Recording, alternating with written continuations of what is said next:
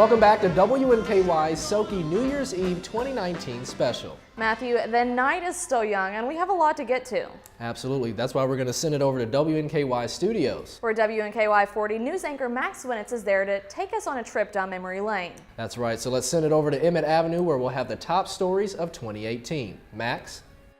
Matthew and Alyssa, thank you very much. Happy New Year, everybody. What a year it has been here in South Central Kentucky. Tonight, as we count down to 2019, we are looking back at some of the most talked about stories and some of our favorites you saw right here on WNKY News in 2018. Perhaps the biggest news story to happen over the last 365 days was one of the biggest political upsets to ever happen in Warren County. After serving 4 decades as the county sheriff, Jerry Peanuts Gaines lost his re-election bid to Brett Hightower after losing on election night. The longest-serving sheriff in Kentucky called his tenure as the county's top cop the greatest honor of his life.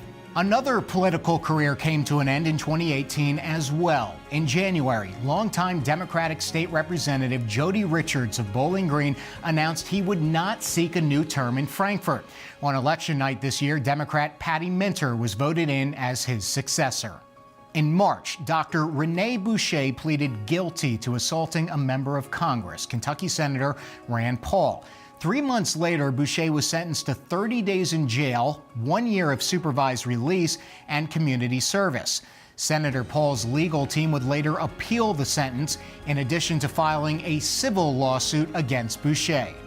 Two of our favorite stories of 2018 took WNKY to new heights. First, a voyage aboard a vintage World War II B-17 bomber that made a stop at the Bowling Green Warren County Regional Airport over Memorial Day weekend. The second allowed our own Matt Foster to get a bird's-eye view of South Central Kentucky from a hot air balloon during the United Way's Day of Caring in July. And then there was the story of Joe Elmore. After being listed as missing in action during the Korean War nearly 70 years ago, the South Central Kentucky native's remains were identified in July and returned home. A funeral was held for the Army private in Albany a month later. So what will 2019 bring? Well, only time will tell.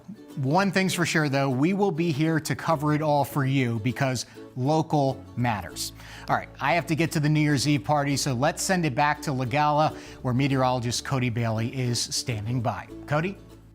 With 2018 winding down, some of this community's most influential people are taking time to share their thoughts on the South Central Kentucky community. I grew up here, born and raised in Bowling Green. First baby born, 1958. You know, I think this is a very special place because we're not Louisville, we're not Lexington, we're not Nashville, we are Bowling Green.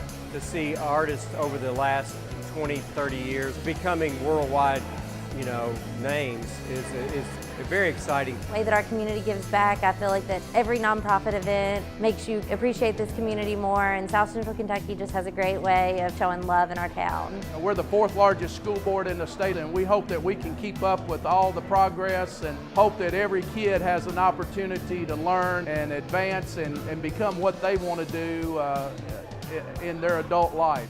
So many great things are happening in South Central Kentucky, and we can't wait for 2019.